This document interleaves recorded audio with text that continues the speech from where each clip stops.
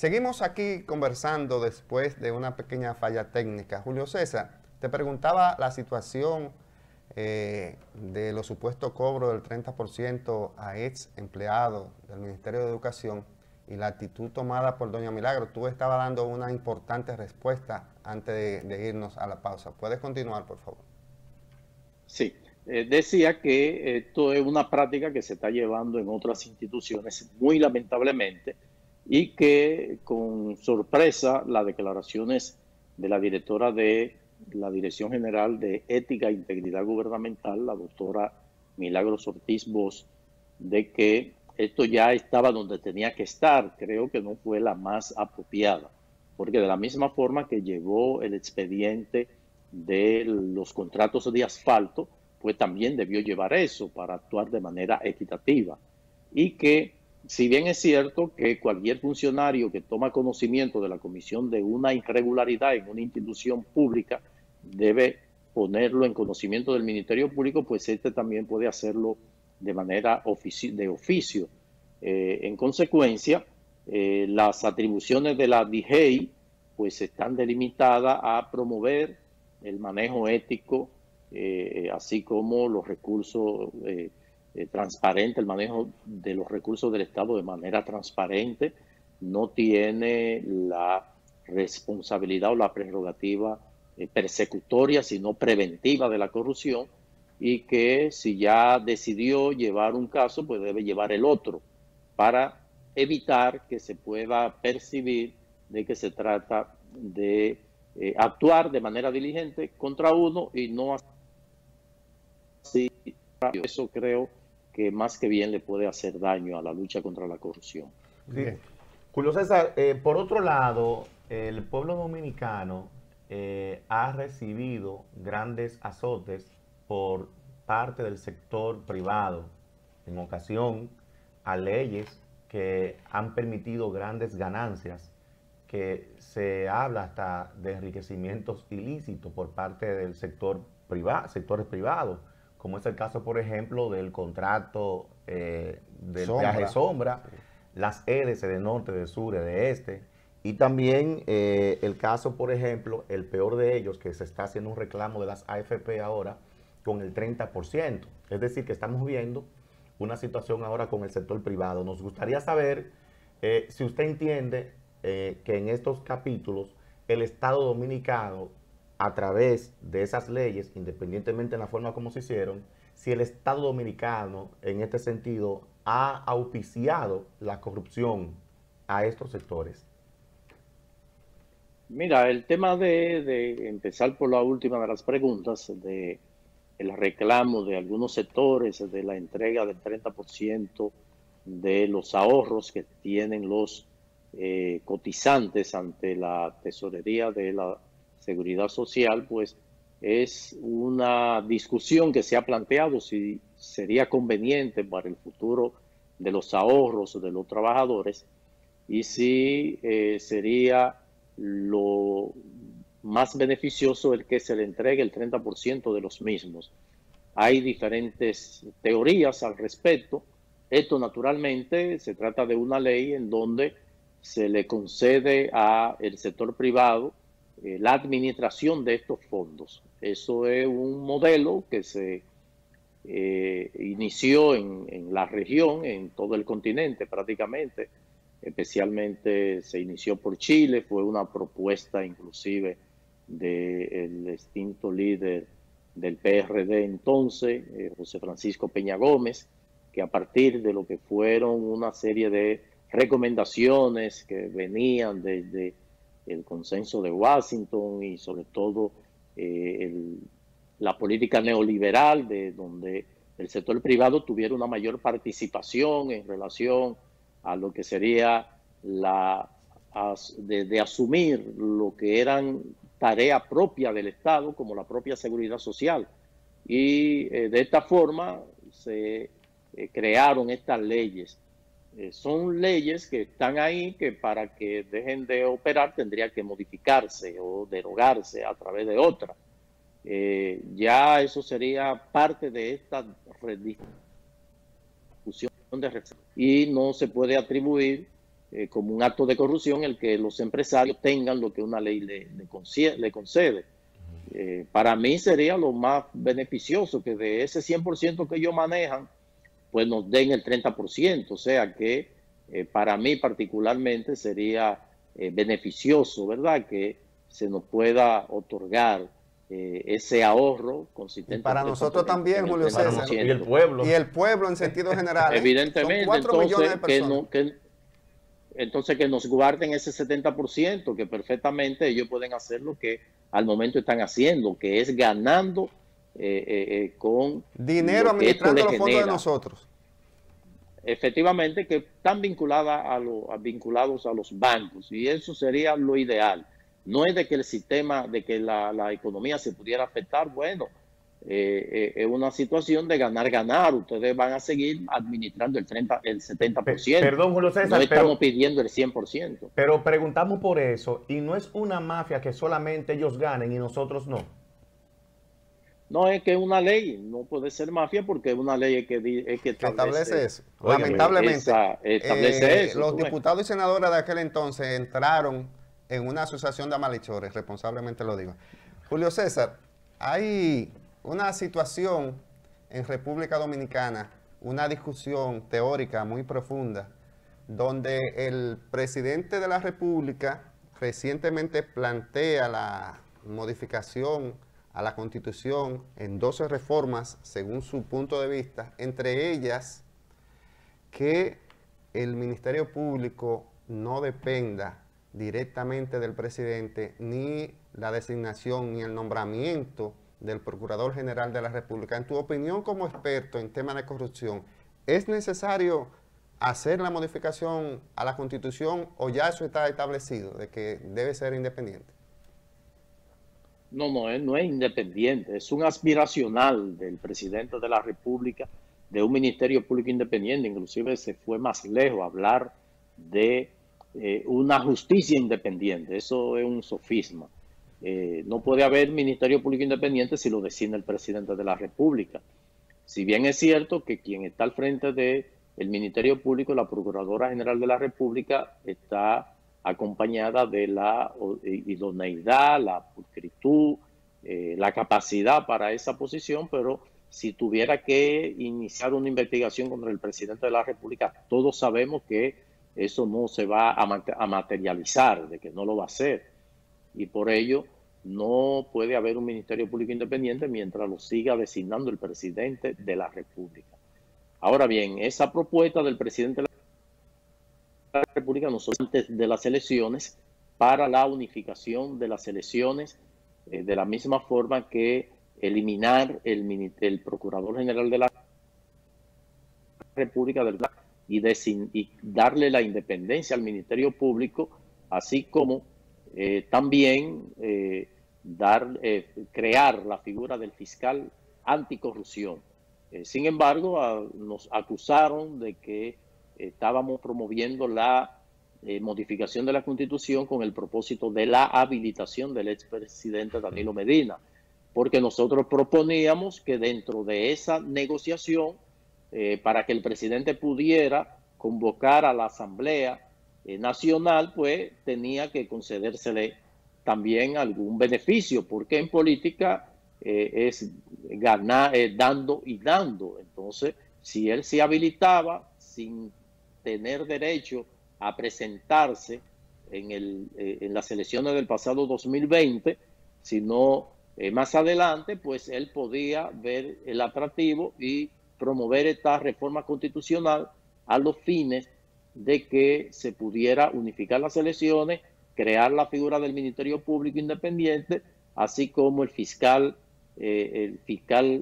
anticorrupción y la exclusión también del Consejo Nacional de la Magistratura. Sin embargo, no se hizo caso de ello, y ahora justamente dentro de la propuesta de reforma para independizar al Ministerio Público está contemplado también la habilitación del expresidente Danilo Medina, y por ello ahora toma esa propuesta que nosotros hicimos y que fue descartada y que el propio PRM vio como una actitud para favorecer a Danilo Medina, por lo cual inclusive estamos nosotros pagando la consecuencia porque se desarrolló toda una persecución al extremo que los recursos que nosotros recibíamos legítimamente por mandato de la ley 122.05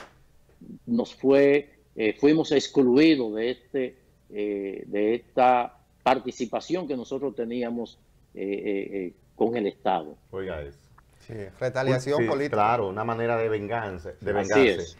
Julio César, a propósito de que el Congreso Nacional en la actualidad está abocándose al conocimiento de la posibilidad de que se apruebe un nuevo código penal en la República Dominicana, nos gustaría saber cuáles son los temas que en este caso conciernen a la penalización de la corrupción y si usted entiende que en este caso, con las innovaciones de este código, se le estaría dando solución al tema de la corrupción en la República Dominicana.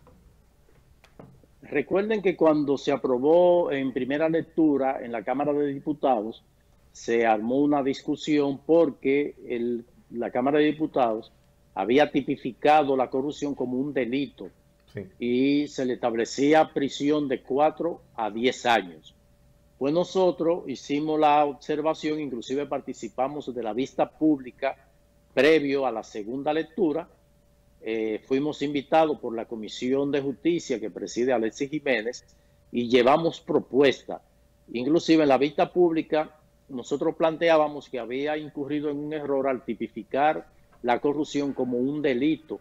Y la corrupción es un concierto de delitos porque intervienen varias manifestaciones. Hicimos unas recomendaciones y fueron acogidas y fueron incluidas en la aprobación en segunda lectura y actualmente está en el proyecto que fue enviado al Senado de la República.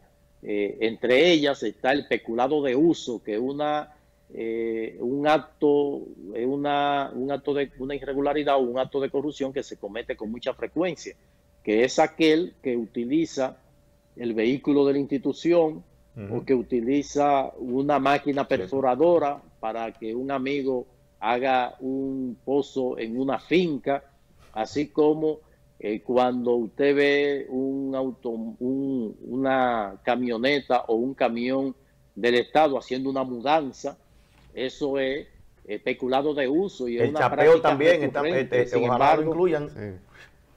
Sin embargo, no se contempla y ya sí está incluido. Y sobre todo el cúmulo de pena, así como de lo que es el uso de algún mecanismo, por ejemplo, algún dispositivo electrónico, desaparición de disco duro y todo ese tipo de cosas está dentro de una serie de delitos tipificados que no contemplaba el Código Penal y que nosotros hicimos la propuesta y fueron acogidas. Bien, Julio César, en la sociedad dominicana cada 4 años observa como las nuevas autoridades que acceden al gobierno, ¿verdad?, siempre dicen que el pasado gobierno, el que ellos sustituyeron, era corrupto. Entonces, eso se ha convertido en forma de una costumbre, de una tradición, cada 4 años, cada vez que hay cambio de mando.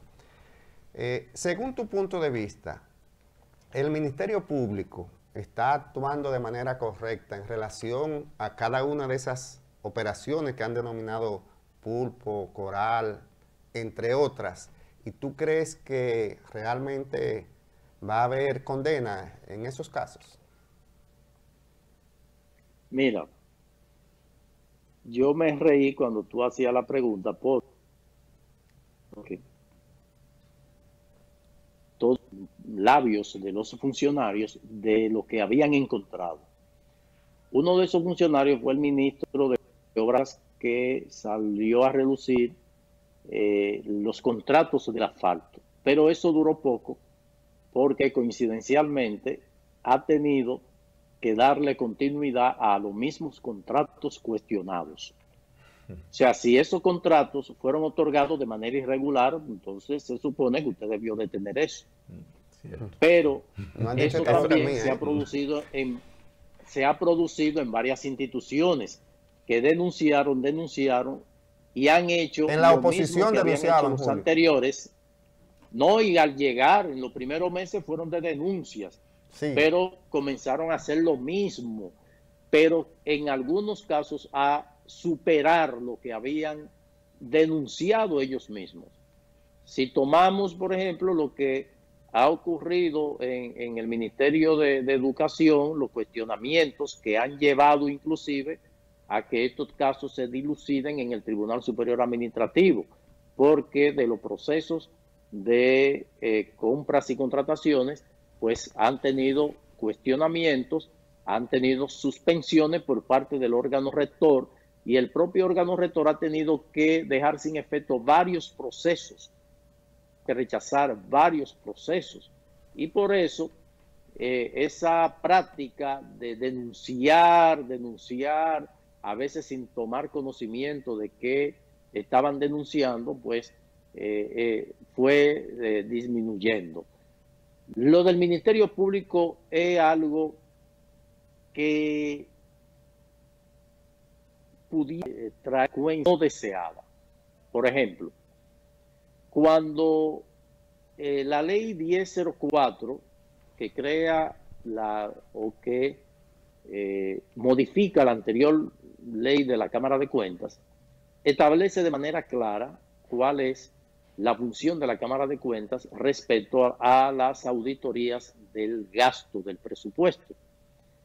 Y cuando vimos que el Ministerio Público allanó la Cámara de Cuentas, pues planteamos de que esto había sido un error, porque si bien es cierto que pudiera recaer responsabilidad en sus miembros, no así en la institución. O sea, tú no puedes afectar la imagen de la institución.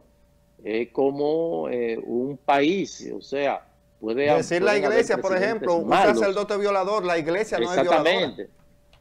Claro, tú no puedes condenar a la iglesia. Entonces, el tú penetrar a ese templo, que es la Cámara de Cuentas, que es el órgano que tiene la responsabilidad de auditar a la propia Procuraduría General de la República, pues tú estás afectando esa imagen. Inclusive, lo que pueda salir de ahí pudiera tener cuestionamiento. Entonces, ¿qué ocurre?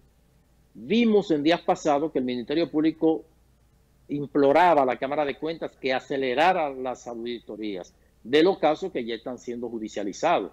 Y nos preguntamos, ¿no se supone que primero debe la Cámara de Cuentas hacer la auditoría y si encuentra irregularidades, ponerla en conocimiento del Ministerio Público?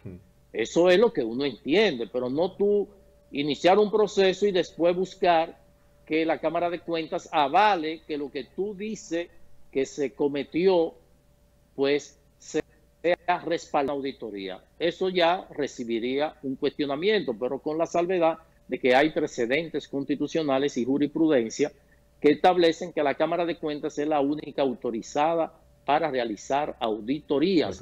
Eso a partir de que hay algunas instituciones que también lo hemos cuestionado, como la Comisión Liquidadora de la Corporación Dominicana de Empresas Eléctricas Estatales, que ha contratado auditorías particulares. Esa auditoría tendrán un uso para ellos, pero no para, ante la eventualidad de que aparezcan rasgos de irregularidades, hacerlo valer en justicia, porque para que una firma privada pueda actuar, pueda auditar un ente público, tiene que ser bajo la supervisión y contratación o autorización de la Cámara de Cuentas, porque la ley 1004 lo establece. Es bien claro, porque pueden haber intereses encontrados ahí y poner otra cosa que no es.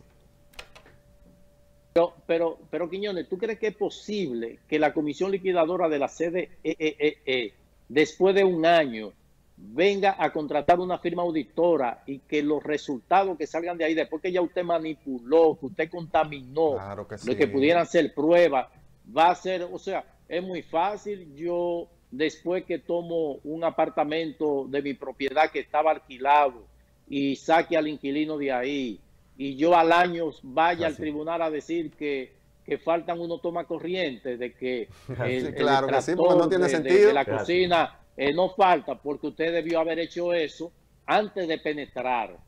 o cuando ya usted, como mandato de la ley, de la Constitución, hay un cambio de gobierno, desde que usted llega, usted congela todo lo que encontró y usted entonces comienza a realizar la experticia a través del órgano que está llamado para eso. Por eso nosotros le enmendamos la plana al presidente de la República cuando autorizó que la Contraloría realizara auditorías. Le dijimos, eso es totalmente contrario a la norma, porque la Contraloría tiene el control y a posteriori lo tiene la Cámara de Cuentas.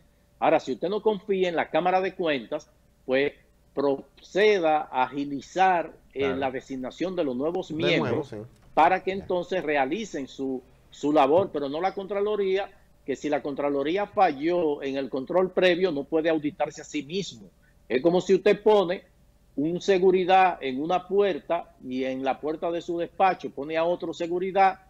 Si usted dejó que pasara el primer anillo de seguridad y llegó a la segunda o al segundo anillo, usted no puede ir a apresarlo en el segundo anillo, una responsabilidad en ese segundo anillo. Entonces, eso es totalmente lógico en términos de lo que establece la norma administrativa. Julio César, nos han hecho ya la seña de que tenemos que concluir. Queremos, por favor, en una respuesta de 10 segundos, nos diga desde el gobierno de Joaquín Balaguer bueno, este no se puede contar, hasta el año 2016, o más bien el 2020, ¿cuáles de esos gobiernos, cuál de ellos ha sido el más corrupto? En 10 segundos, si ustedes han hecho esa medición. No, yo no me atrevo a hacer ese juicio de valor. Eso es un juicio de valor superficial. Debemos tomar en consideración el presupuesto que se manejó, las iniciativas en materia para prevenir la corrupción, quién las hizo. No podemos desconocer de que hay instrumentos, herramientas efectivas para prevenir la corrupción. Probablemente, de no existir esas herramientas, pudiera producirse mayor corrupción, pero eso es muy subjetivo. Tú calificar, porque sobre todo los medios, el morbo lo digan, no, es que hay que actuar con responsabilidad. Julio César, eso es muy subjetivo. Julio César, gracias, de verdad, hemos aprendido cosas, detallitos que nos refrescaron la memoria a nosotros y a los amigos televidentes. Las puertas de conclusiones están abiertas para, en cada oportunidad que tú tengas informaciones importantes para la sociedad, como siempre la tienes, estamos aquí dispuestos a entrevistarte. A ustedes, amigos televidentes, gracias por permanecer ahí este tiempo con nosotros, conversando con el presidente de la Alianza Dominicana contra la Corrupción, Wency Wilkinson, un servidor, Alberto Quiñones, muy agradecido de que nos hayan acompañado en esta hora. Será hasta el próximo viernes. Muy buenas noches.